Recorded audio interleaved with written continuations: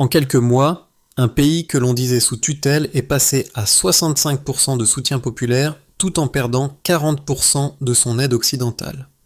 Sous ce ciel que beaucoup croyaient verrouillé par des accords de sécurité, le Burkina Faso classé fragile revendique soudain le droit de décider seul de ce qui le survole et de ce qui le menace.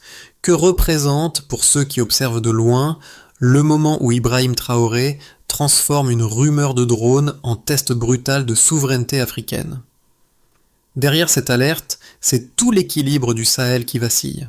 Le public s'attend à comprendre non seulement pourquoi cette confrontation a éclaté, mais aussi ce que révèle réellement l'attitude du Burkina Faso dans un moment où chaque décision semble peser plus lourd que la précédente. La promesse est claire.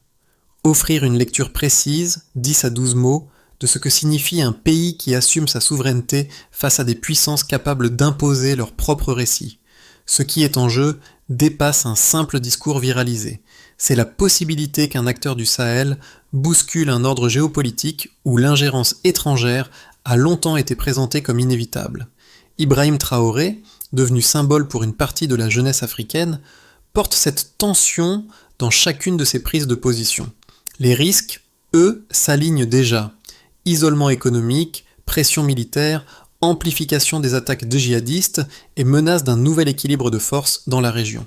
On pourrait dire, pour introduire la réflexion, et si la véritable question n'était pas la réaction de l'Occident, mais ce que fera la population lorsque la souveraineté commencera à avoir un coût tangible? Le premier basculement apparaît dès que l'on confronte deux mesures simples: l'expulsion des troupes françaises en 2022 et une mobilisation populaire dépassant les 50 000 personnes quelques semaines plus tard.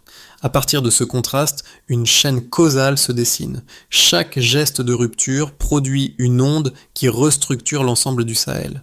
Depuis son arrivée au pouvoir, Ibrahim Traoré s'est positionné non pas comme un gestionnaire de crise, mais comme le pivot d'un renversement régional. En redéfinissant les alliances, en fermant les bases étrangères et en annonçant publiquement que l'espace aérien burkinabé ne serait plus négocié, il a déplacé le centre de gravité d'une zone où les puissances occidentales détenaient depuis longtemps l'initiative stratégique. Cette série d'actes, d'abord perçus comme téméraires, a rapidement trouvé un écho dans la population, lassée d'une décennie d'approches sécuritaires peu concluantes. Mais la dynamique ne s'arrête pas aux frontières du Burkina Faso. Les signaux venus du Mali et du Niger montrent qu'une recomposition plus vaste est en cours, alimentée par l'exemple burkinabé. La présence accrue de la Russie, les inquiétudes occidentales et la progression des groupes djihadistes s'entremêlent pour former un paysage où chaque décision pèse deux fois. Une fois sur le terrain, une autre dans les représentations géopolitiques. Dans ce contexte tendu, le discours de Traoré, prononcé en uniforme sous un soleil brûlant, devient la pièce qui relie émotion collective et orientation stratégique. Ce n'est pas seulement l'annonce d'un refus, mais l'affirmation qu'un pays classé fragile peut tout de même revendiquer le contrôle de son territoire, même face à des puissances qui disposent de drones et de ressources largement supérieures. L'enjeu désormais est de savoir si cette trajectoire peut être tenue alors que les coûts humains augmentent, que les alliances évoluent et que les voisins testent leur propre capacité à suivre le même chemin. Dans cette séquence tendue, un acteur se détache nettement, la figure d'Ibrahim Traoré, utilisée simultanément comme repère politique et comme preuve vivante que la souveraineté peut redevenir un choix assumé. Son apparition publique, lors de la rumeur de drone, uniforme militaire, ton direct, posture immobile, malgré la chaleur, sert de première micro-étude. Un leader qui transforme un signal technique en message collectif d'endurance. Ce moment, aussitôt diffusé sur les réseaux, devient un point de convergence pour des milliers de jeunes Africains qui y voient la continuité d'un récit panafricain interrompu depuis des décennies. Une deuxième micro-étude apparaît dans la gestion des ruptures diplomatiques. Là où d'autres gouvernements auraient cherché des compromis graduels, Traoré assume la logique de rupture immédiate, fin des accords de sécurité, fermeture des bases, redistribution des alliances. Ce n'est pas une stratégie improvisée, mais une manière d'incarner une idée simple. Si l'État veut imposer une ligne, il doit la placer dans un espace où les concessions ne brouillent pas le message. Ces deux cas montrent comment un personnage devient fonction, guide politique, repère émotionnel et catalyseur d'un changement que ses partisans considèrent comme nécessaire. Mais il révèle aussi la fragilité de cette posture, car tout repose sur la cohérence entre mots, gestes et coups. En d'autres termes, la cohérence d'un leader redéfinit le rapport au risque. Tout bascule avec un déclencheur précis, l'émergence d'une rumeur persistante selon laquelle des drones occidentaux pourraient prochainement survoler le ciel burkinabé. Cette information, anodine pour beaucoup, agit comme une étincelle dans un pays déjà engagé dans une lutte de souveraineté tendue depuis 2022. Le signal circule rapidement, relayé par des discussions locales, puis amplifié sur les réseaux où le moindre indice de pression étrangère suscite immédiatement une réaction collective. Dans ce climat chargé, chaque mot prononcé par un responsable politique devient un marqueur, et chaque silence pèse autant qu'une déclaration. C'est dans cette atmosphère électrique que le déclencheur se transforme en axe narratif central. La montée vers le point culminant commence lorsque le chef de l'État apparaît devant son peuple. Ibrahim Traoré choisit délibérément la confrontation directe. Pas de communiqué institutionnel, pas de discours enregistré, mais une prise de parole en plein air dans son uniforme militaire, face à une population attentive et à une inquiétude palpable. Ce choix scelle la transition entre une simple rumeur et un acte politique. En déclarant que le Burkina Faso n'est pas une colonie et que ceux qui envoient des drones trouveront un peuple debout, il redéfinit publiquement les règles du rapport de force. Ce moment constitue le pic de tension.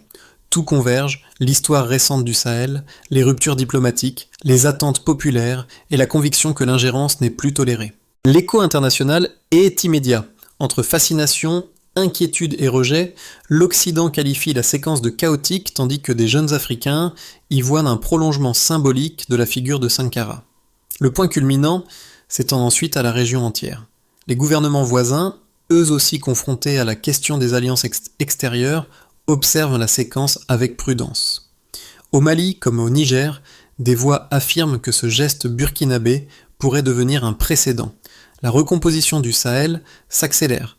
Les anciennes structures d'alliance se fissurent, les partenariats alternatifs gagnent en visibilité et le champ géopolitique s'élargit à mesure que la Russie propose un soutien militaire et économique accru. Cette dynamique n'est pas un simple effet secondaire de la crise.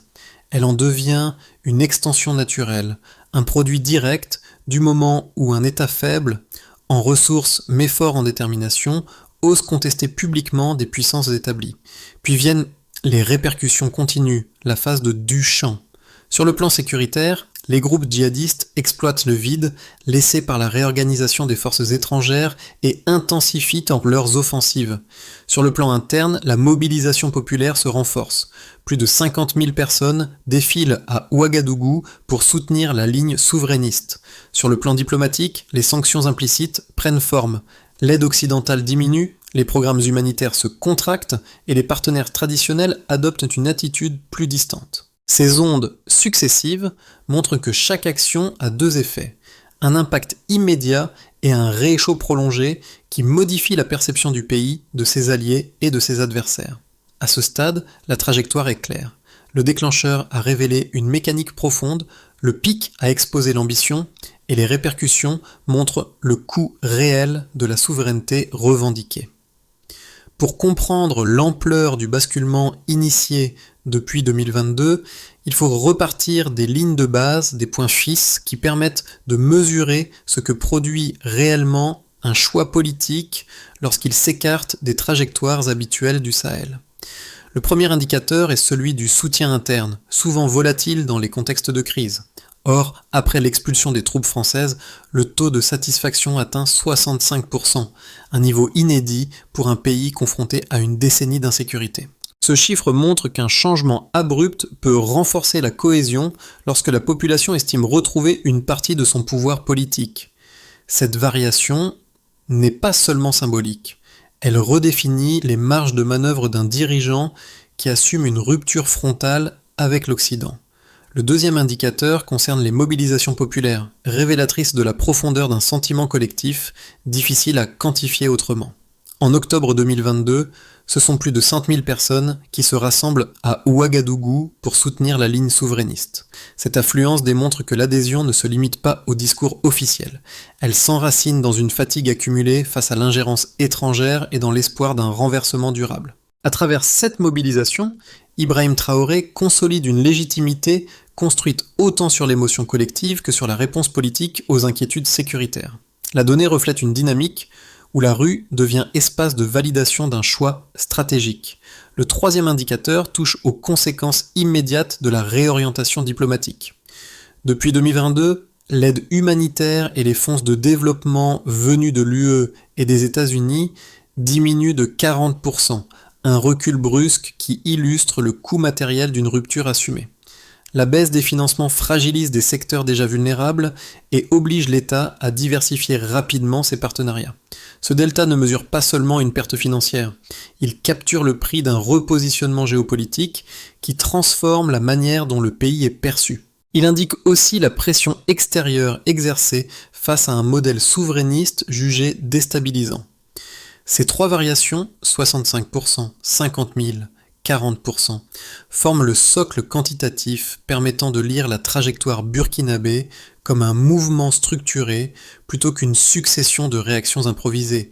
Elles éclairent les effets tangibles d'un pouvoir qui mise sur la souveraineté totale comme principe d'action et qui transforme chaque décision en test d'endurance. Elles confirment également que les changements imposés ont un coût direct, mesurable et parfois immédiat, mais qu'ils s'accompagnent d'une capacité de mobilisation rarement observée dans un pays classé fragile. Ainsi, la ligne baseline delta révèle un paradoxe. Plus la pression extérieure augmente, plus la cohésion interne semble se renforcer, mais cette tendance pourrait basculer si les tensions sécuritaires et économiques dépassent ce que la population peut absorber. Deux positions opposées structurent désormais le débat autour de la stratégie menée par Ibrahim Traoré.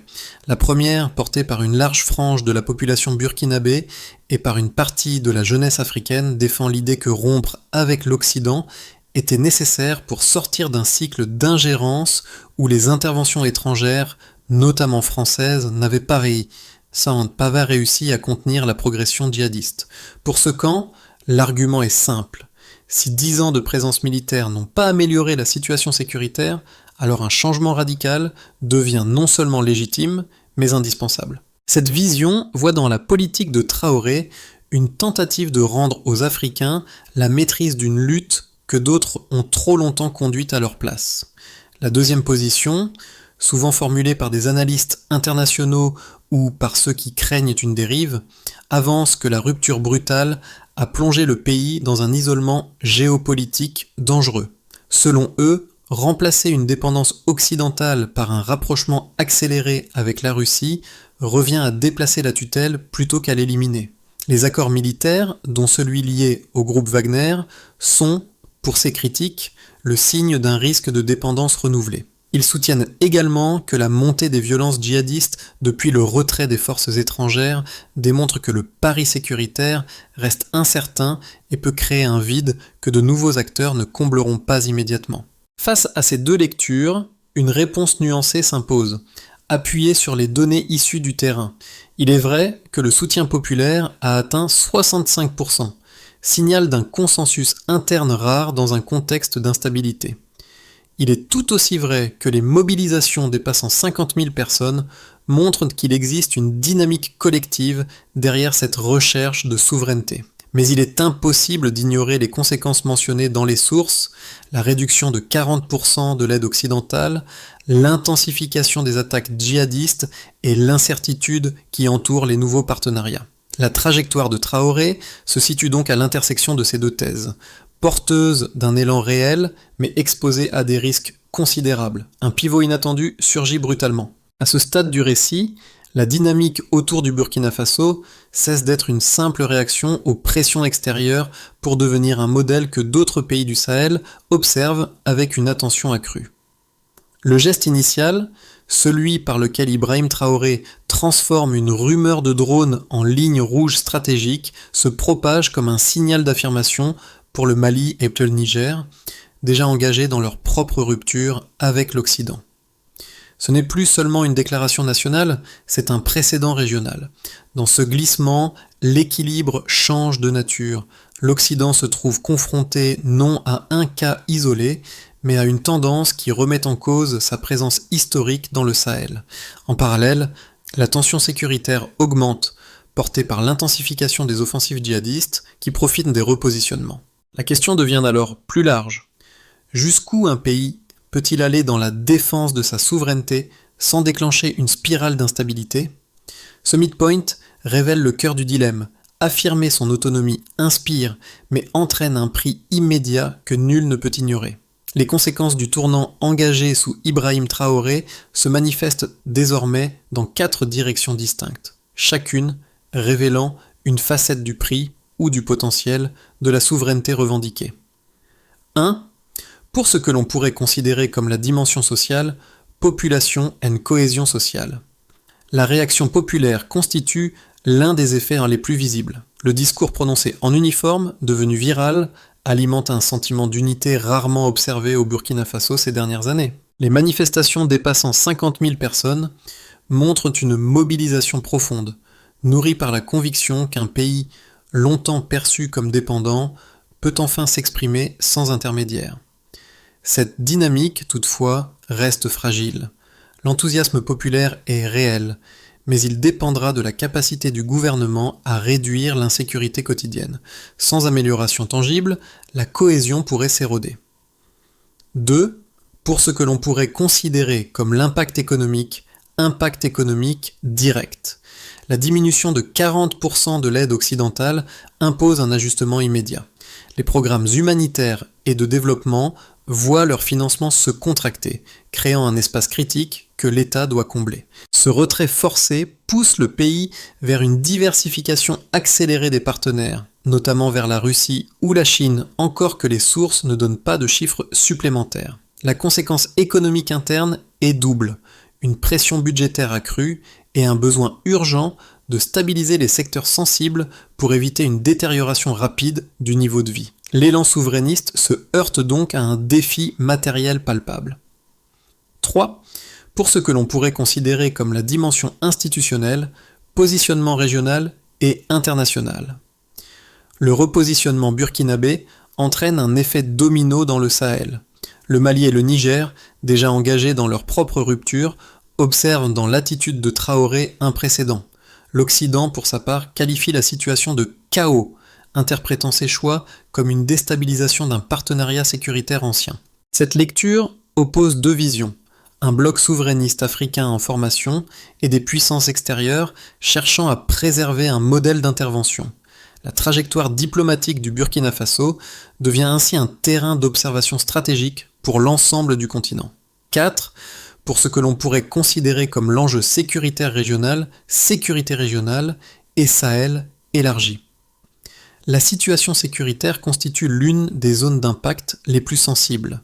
Les groupes djihadistes profitent du vide laissé par les forces étrangères pour intensifier les attaques. Le gouvernement répond par la modernisation de systèmes de défense, mais la violence augmente malgré les efforts. Cette montée des risques repositionne le Sahel comme un espace où chaque décision intérieure produit un effet régional. Le défi consiste à maintenir une autonomie politique tout en affrontant une menace transnationale qui ne connaît pas de frontières. À travers ces 4 groupes, une réalité s'impose. La stratégie d'Ibrahim Traoré redéfinit l'équilibre entre souveraineté, sécurité et survie économique. Chaque avancée s'accompagne d'un coup et chaque coup ouvre un nouveau champ de possibles. Les prochains mois s'annoncent déterminants, car la trajectoire ouverte par Ibrahim Traoré peut encore se déployer selon 3 chemins distincts, chacun porteur d'opportunités et de menaces. Ces scénarios ne prédisent pas l'avenir, ils offrent un cadre pour lire les forces en présence et mesurer l'étendue des risques. 1. Scénario de base, stabilisation sous tension. Le Burkina Faso maintient son cap souverainiste tout en absorbant progressivement les effets du retrait occidental. Les partenariats alternatifs se consolidèrent à un rythme mesuré, sans bouleversement brusque. L'armée continue de faire face aux offensives djihadistes, mais la cohésion interne, nourrie par le soutien populaire actuel, permet d'éviter un effondrement sécuritaire. Dans ce scénario, le pays ne progresse pas rapidement, mais il ne s'enfonce pas non plus. Il poursuit une stabilisation fragile mais fonctionnelle, à condition que les tensions régionales ne débordent pas. 2.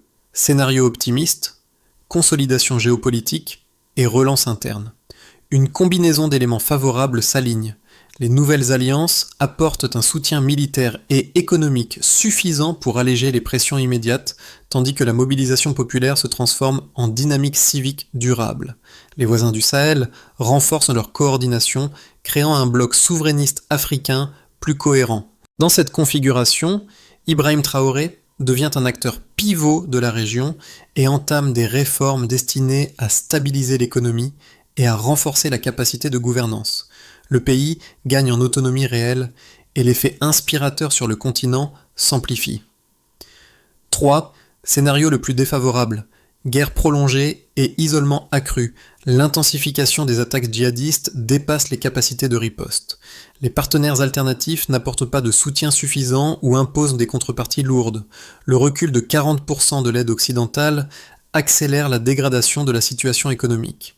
L'instabilité gagne les zones frontalières, entraînant des déplacements internes et une pression sociale croissante. Le pays entre alors dans une spirale où la souveraineté proclamée reste intacte, mais où la capacité de la défendre s'érode. Ce scénario, bien qu'incertain, constitue un risque réel. Considérez ces 3 trajectoires non comme des prophéties, mais comme des cartes. Chacune éclaire les conséquences possibles d'un choix politique déjà engagé. À ce stade du récit, une question essentielle se pose. Que signifie réellement cette trajectoire pour les individus qui observent la situation, qu'ils vivent au Burkina Faso, ailleurs en Afrique ou dans la diaspora?